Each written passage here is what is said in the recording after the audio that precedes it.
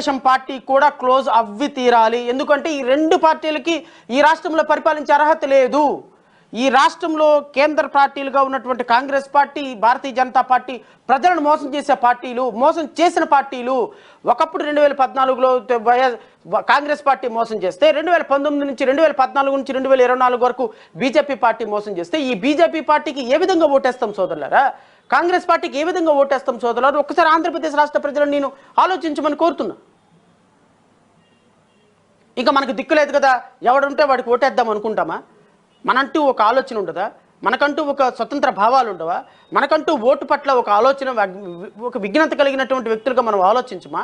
మనకంటూ ఒక పరిపాలన కావాలి, మనం స్వతంత్రంగా బతకాలి, డాక్టర్ బిఆర్ అంబేద్కర్ ఆలోచన విధానంతో మనం ముందుకు నడవాలి. మనలాంటి ఒక పార్టీ, మన బాబాసాహెబ్ అంబేద్కర్ ఆలోచన విధానంతో పార్టీ పెట్టి ఈరోజు ఏ పార్టీ కొమ్ము కాయకుండా కాంగ్రెస్ పార్టీని, వైఎస్ఆర్ కాంగ్రెస్ పార్టీని, తెలుగుదేశం ప్రభుత్వాన్ని, జనసేన ప్రభుత్వాన్ని, భారతీయ జనతా పార్టీ ప్రభుత్వాన్ని రాజకీయ పార్టీలుగా వీళ్ళందరూ కూడా కుట్రలతోటి, కుళ్ళుతోటి రాష్ట్ర ప్రజల 5.5 కోట్ల మంది భవిష్యత్తు సర్వనాశనం చేస్తుంటే ఈ ప్రజల భావాలని, ప్రజల యొక్క ఆర్థిక స్థితిగతుల్ని, వాటి స్థితిగతులను అంతటిని కూడా తునాతునకలు చేస్తుంటే ఈ రాజకీయ పార్టీలటువంటి నైజాన్ని మీ ముందు పెట్టాల్సినటువంటి బాధ్యత నా మీద లేదా? ఒక్కసారి మీరు ఆలోచించండి. నేను చెప్పే దాంట్లో ఏమైనా తప్పు ఉంది అంటే, శ్రావణ్ కుమార్ ఇదిగో ఇది నువ్వు తప్పు మాట్లాడుతున్నావు, ఈ రాష్ట్రానికి వైఎస్ఆర్సీపీ చేసినటువంటి ప్రభుత్వం చేసింది ఇది, ఇదిగో ఈ రాష్ట్రానికి తెలుగుదేశం ప్రభుత్వం చేసింది ఇది అని చెప్పగలిగినటువంటి ఎవరైనా సరే క్వశ్చన్ చేస్తే నేను సమాధానం చెప్తా. ఎందుకంటే 2014 నుంచి 2019 వరకు ఈ రాష్ట్రాన్ని పరిపాలించినటువంటి తెలుగుదేశం ప్రభుత్వం ఈ రాష్ట్ర ప్రజలకు సర్వనాశనం చేస్తే, ఈ రాష్ట్ర ప్రజలు ఎస్సీ ఎస్టీ సప్లా నిధులు తీసుకుని వెళ్ళి దారి మళ్లిస్తే, ఈ రాష్ట్రంలో ఎస్సీ ఎస్టీల్లో 2773 కేసులు ఒక్క సంవత్సరంలో దళిత బిడ్డల మీద మారణహోమాలు జరిగితే మాట్లాడే నాయకుడు ఎవరు? ఎందుకు మాట్లాడుతున్నాం అర్థం కావటం లేదు. తెలుగుదేశం ప్రభుత్వంలో రూపాయికి కిలో బియ్యం, వైఎస్ఆర్ కాంగ్రెస్ పార్టీ ప్రభుత్వంలో రూపాయి కిలో బియ్యం, ప్రతి దళిత బిడ్డ, ప్రతి ఎస్సీ ఎస్టీ మైనారిటీ అందరూ వెళ్ళి రోడ్ల మీద నుంచొని అయ్యా దేహి రూపాయి అని అడుక్కు తింటమేనా? లేకపోతే మనం కూడా ముఖ్యమంత్రులుగా, మంత్రులుగా మన పరిపాలన మనం చేసుకొని ఐఏఎస్ఎల్ని, ఐపీఎస్ఎల్ని మార్చుకొని ఈ రాష్ట్రంలో దళిత బిడ్డల కోసం రాజ్యాధికారం అంబేద్కర్ విధానాలతో సాధించాల్సినటువంటి ఆలోచన ఉందా లేదా అని ఆలోచన చేసుకోవద్దా? అంటే ఉన్న రాజకీయ పార్టీలు ఈ 4 కాబట్టి ఈ 4వ పార్టీ, ఈ 4 ఏదో ఒక పార్టీని మనం సమర్థిద్దాం. తెలుగుదేశం చేసిన చెడ్డ ప్రజలకు చెప్పొద్దు, వైఎస్ఆర్సీపీ చేసిన చెడ్డ ప్రజలకు చెప్పొద్దు, భారతీయ జనతా పార్టీ చేసినటువంటి ద్రోహం ప్రజలకు చెప్పొద్దు, కాంగ్రెస్ పార్టీ చేసిన అన్యాయం ప్రజలకు చెప్పొద్దు. ఈ భారతీయ జనతా పార్టీని మోసి రేపొద్దున ఎస్సీ ఎస్టీ ఓట్లన్నీ తీసుకొని వెళ్ళి భారతీయ జనతా పార్టీకి ఇచ్చి, భారతీయ జనతా పార్టీ లాంటి మతతత్వ పార్టీని సపోర్ట్ చేసే పవన్ కళ్యాణ్ యొక్క ఆలోచన ఎవరికి చెప్పొద్దు. ఏదో ఒక పార్టీకి సపోర్ట్ చేసి మనం కూడా నెమ్మకు నీరెత్తి నుండి ఆ రాజకీయ పార్టీకి సపోర్ట్ చేసి ఒక టికెట్ తీసేసుకుందామా? ఆ రాజకీయ పార్టీ నీళ్ళలో బతికేద్దామా? ప్రజలకు వాస్తవాలు వద్దా? వింటా సార్, ప్రజలు వినేవాళ్ళు ఉన్నారు, వాస్తవాలు వింటారు. తినగ వేపాకు తీయగా ఉండునని వేమన ఊరికే చెప్పలా. ప్రజలు ఖచ్చితంగా వాస్తవాలు గమనిస్తారు. 2024లో గమనించకపోవచ్చు, 2024లో మాకు 10 లక్షల ఓట్లే ఇవ్వచ్చు, 2029లో మేము ఈ రాష్ట్రంలో రాజ్యాధికారంలోనికి రావచ్చు, 2029లో రాకపోతే 2034లో రావచ్చు, 2039లో రావచ్చు. ఇంకో 20 సంవత్సరాలు రాజ్యాధికారం కోసం ప్రయాణం చేస్తాం. ప్రతి ఎలక్షన్లో కూడా ప్రజలకి వాస్తవాలు చెప్పి ప్రజల మనసులను గెలుచుకోవడానికి ప్రతి ఎఫర్ట్ పెడతాం. ఇది ప్రజాస్వామ్యం. This is called democracy. This is not like a one man show. This is not like ఒక అంబేద్కర్ విగ్రహాన్ని పెట్టేసి, 125 అడుగుల విగ్రహాన్ని పెట్టేసి దళిత బిడ్డలందరినీ కూడా బస్సులో తరలించేసి బిర్యానీ ప్యాకెట్లు ఇచ్చి డబ్బులు ఇచ్చేసి సాయంత్రానికి తలుపులన్నీ వేసేసుకొని ఆ అంబేద్కర్ ఎస్సీ వాళ్ళందరినీ ఇట్లాగండి, ఎస్టీ వాళ్ళందరినీ ఇట్లాగండి, వాళ్ళకి డబ్బులు ఇవ్వమాకండి, వాళ్ళకి లోన్లు ఇవ్వమాకండి, వాళ్ళకి నిధులు ఇవ్వమాకండి, వాళ్ళలో ఒక వంగి నమస్కారం పెట్టే ఒక పాలేరుగాన్ని తీసుకొచ్చి మంత్రిగా చేయండి, వాళ్ళలో వంగి నమస్కారం పెట్టే ఒక పాలేరమ్మని తీసుకొచ్చి పని మనిషిగా పెట్టండి, ఆమెని ఊరవతల పెట్టండి. 2 సంవత్సరాలకి కూడా మంత్రులకు అపాయింట్మెంట్, ఎస్సీ ఎస్టీ మంత్రులకు అపాయింట్మెంట్ ఇవ్వని జగన్మోహన్ రెడ్డి ఎలా దళిత బాంధవుడు అవుతాడండి? Yes, he maybe a chief minister. 10 మందిని ఎస్సీ ఎస్టీ వాళ్ళని తీసుకొచ్చి మంత్రులుగా, ఉప మంత్రులుగా తీసుకురావచ్చు. ఏం చేశారు వీళ్ళు?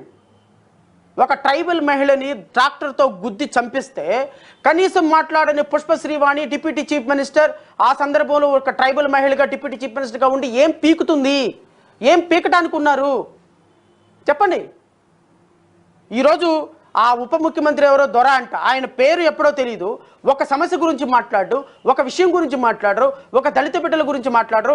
జగనన్న జగనన్న జగనన్న భజన చేయడానికి వచ్చేవాడు వాడెలా అంబేద్కర్ వాదు అవుతారండి? వాళ్ళెలా అంబేద్కర్ వాదులు అవుతారు? వాళ్ళెలా ఈ రాష్ట్రంలో రాజ్యాధికారానికి సాధకులు అవుతారు? అభినవ అంబేద్కర్లు అవుతారు? ప్రాబబ్లీ కొన్ని లక్షల మంది ఈరోజు వచ్చి ఉండొచ్చు, కొన్ని వేల బస్సులు వేల బస్సులు తరలించి ఉండొచ్చు.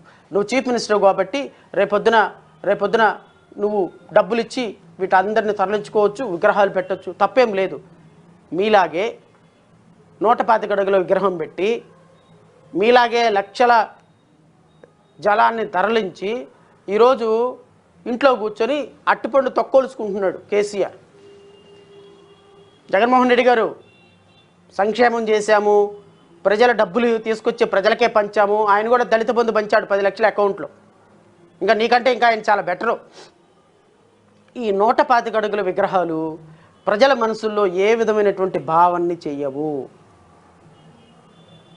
నేను అడుగుతున్నా ముఖ్యమంత్రిని, డాక్టర్ బిఆర్ అంబేద్కర్ కోనసీమ జిల్లాకి పేరు పెట్టినప్పుడు కొన్ని వేల మంది యువకులు అదర్ దాన్ దళిత్ రోడ్ల మీదకి వచ్చి అంబేద్కర్ పేరుని కోనసీమ జిల్లాకి ఎలా పెడతారు అని మారణహోమం సృష్టిస్తే, షాపులు పగలగొట్టి, ఇళ్లల్లో బస్సులు తగలబెట్టి, షాపులు తగలబెట్టి, మీ మంత్రులు మీరే తగలబెట్టుకొని మారణహోమం సృష్టిస్తే, వేల మంది మీద కేసులు కట్టి, ఆ కేసులన్నిటిలో కూడా 60 రోజులు 70 రోజులు 90 రోజులు యువకులందరినీ జైల్లో పెట్టి, ఈరోజు నీ రాజకీయాల కోసం ఆ యువకుల మీద అందరి మీద కేసులు అన్నీ విత్డ్రా చేస్తూ జీవో ఇచ్చి అంబేద్కర్ కోనసీమ జిల్లాకి డాక్టర్ బిఆర్ అంబేద్కర్ పేరు పెడితే, ఆ పేరు వల్ల అసలు అంబేద్కర్ ఎవడు, అంబేద్కర్ పేరు ఎట్లా పెడతారు, అసలు అంబేద్కర్ ఎవడు పేరుని ఇక్కడ పెడతారు, అసలు అంబేద్కర్కి ఆ స్థాయి లేదు అని వేలాది మంది రోడ్ల మీదకి వచ్చి మారణహోమం సృష్టిస్తే, ఆ మారణహోమం సృష్టించినటువంటి వ్యక్తులను శిక్షించకుండా, చట్ట ప్రకారం వాళ్ళ మీద విచారణ జరపకుండా, రాత్రికి రాత్రి కేసులు మొత్తం ఎత్తేసి, ఆ ఒక పర్టికులర్ సామాజిక వర్గం యొక్క ఓట్ల కోసం చూసేటువంటి నీవు అంబేద్కర్ని గౌరవించినట్ట, అంబేద్కర్ ఆశయాలను గౌరవించినట్ట?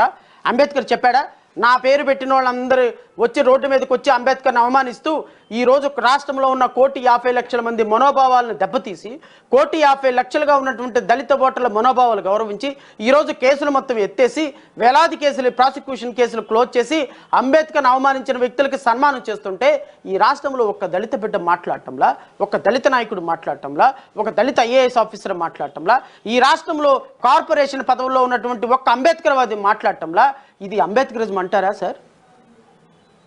ఇది మేము అడుగుతాం కాబట్టి మేము దొంగలం, ఇలాంటి మేము అడుగుతాం కాబట్టి ప్రజలు మమ్మల్ని విశ్వసించరు, ఇవి మేము అడుగుతాం కాబట్టి ప్రజలకు మేము అవసరం లేదు. ఎందుకంటే ప్రజలకి అవసరమైన వాళ్ళు ఎవరు అంటే, డాక్టర్ బిఆర్ అంబేద్కర్ పేరు చెప్పుకొని జగన్మోహన్ రెడ్డి దగ్గరికి వెళ్ళి ఒక పదవి తీసుకుంటే వాడు నాయకుడు, బిఆర్ అంబేద్కర్ని తీసుకొని వెళ్ళిపోయి పేటీఎం కుక్కల్లాగా చంద్రబాబు నాయుడు దగ్గర మాట్లాడితే వాడు నాయకుడు, వీళ్ళందరినీ తీసుకొని వెళ్ళి మోడీ దగ్గర తాకట్టు పెడితే వాడు ఒక నాయకుడు, ఎంఆర్పిఎస్ ఉద్యమాన్ని అంతా తీసుకొని వెళ్ళి మోడీని ముందుకు పెట్టి ఒక వ్యవహారం నడిపిస్తే వాడు ఒక నాయకుడు, ఇక్కడ ఉన్నటువంటి వ్యక్తులందరినీ తీసుకొని వెళ్ళి ఇంకొకళ్ళ దగ్గర పెడితే వీళ్ళు ఒక నాయకులు. మీరందరూ కూడా అంబేద్కరిజాన్ని తీసుకొని వెళ్ళి బీజేపీకి కొంతమంది, తెలుగుదేశానికి కొంతమంది, వైఎస్ఆర్సీపీకి కొంతమంది తాకట్టు పెట్టిన నాయకులందరూ నాయకులైతే, మరి నిజమైన అంబేద్కర్ వాదనల కోసం పోరాటటువంటి జై భీమ్రావ్ భారత్ పార్టీ నాయకులు కాదా ప్రజలారా? నాయకులు కాదా? విఘ్నులైనటువంటి ఆంధ్రప్రదేశ్ రాష్ట్ర ప్రజలారు ఒకసారి ఆలోచించండి. ఎవరి కోసం పోరాటం చేస్తున్నాం? మన భావితరాల కోసం పోరాటం చేస్తున్నాం, నిజమైన అంబేద్కర్ విలువల కోసం పోరాటం చేస్తున్నాం. ఈరోజు డాక్టర్ బిఆర్ అంబేద్కర్ 125 అడుగుల విగ్రహం పెట్టాం, ఏం ఒరిగింది దానివల్ల చెప్పండి? ఈ రాష్ట్రంలో 5 సంవత్సరాల నుంచి ఒక బిడ్డ చదువుకోవడానికి, ఒక ఉన్నత విద్య చదువుకోవడానికి ఒక లోన్ లేదు, ఒక ఐఏఎస్ ఆఫీసర్, ఒక ఐపీఎస్ ఆఫీసర్ అవ్వడానికి ఒక ప్రోత్సాహం లేదు, ఒక దళిత బిడ్డ ఏదైనా ఒక స్పోర్ట్లో ఒక ఉన్నతమైన స్థితికి వెళ్ళలేదు.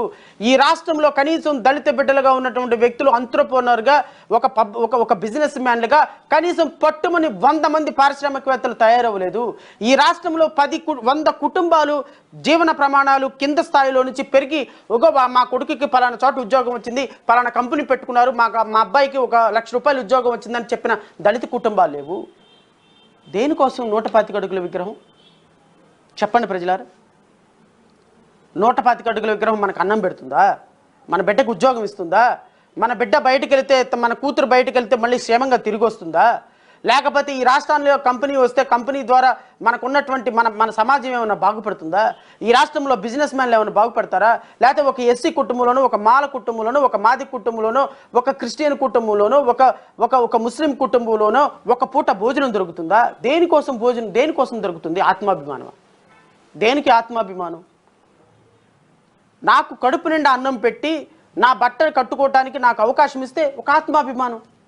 ఆత్మాభిమానానికి ఒక ఒక ఒక ఒక ఒక విగ్రహం తోడైతే, అమ్మయ్య నాకు జగన్మోహన్ రెడ్డి అన్నం పెట్టాడు, జగన్మోహన్ రెడ్డి ఉద్యోగం ఇచ్చాడు, జగన్మోహన్ రెడ్డి మా పథకాలు రద్దు చేయకుండా కొత్త పథకాలు పెట్టాడు, ఈరోజు మా ఇంట్లో సంతోషంగా మేము బ్రతుకుతున్నామంటే డాక్టర్ బిఆర్ అంబేద్కర్ గవర్నమెంట్లో ఆశయాల్ని ఆచరణగా చేసుకునేటువంటి జగన్మోహన్ రెడ్డి వల్లే మేము చల్లగా బతుకుతున్నాము, ఈరోజు అంబేద్కర్ విగ్రహం కూడా పెట్టాడని ప్రజలు వాళ్ళని విశ్వసించవచ్చు. ఒక పక్కేమో పథకాలన్నీ రద్దు చేస్తావా?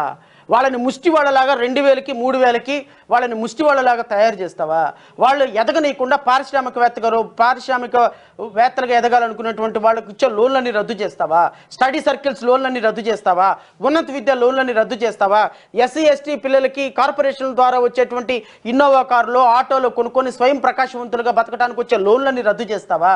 ఎవ్వరికీ కూడా దళిత నాయకుడిగా ఎదగనివ్వకుండా ప్రతి ఒక్కరిని నీ బానిసగా తయారు చేసి ఈ రాష్ట్రంలో ఉన్నటువంటి ప్రతి దళిత బిడ్డ, ప్రతి బహుజన బిడ్డ అయ్యా 2000 రూపాయలు స్కాలర్షిప్ ఇవ్వయా, అయ్యా 2000 రూపాయలు వృద్ధాప్య పెంచినాయి నీ కాళ్ళ దగ్గర పడేటట్టు చేసి నేను అంబేద్కర్ని అపర భాగీరథుని అంటే ఎవరికయ్యా నీ అంబేద్కరిజం?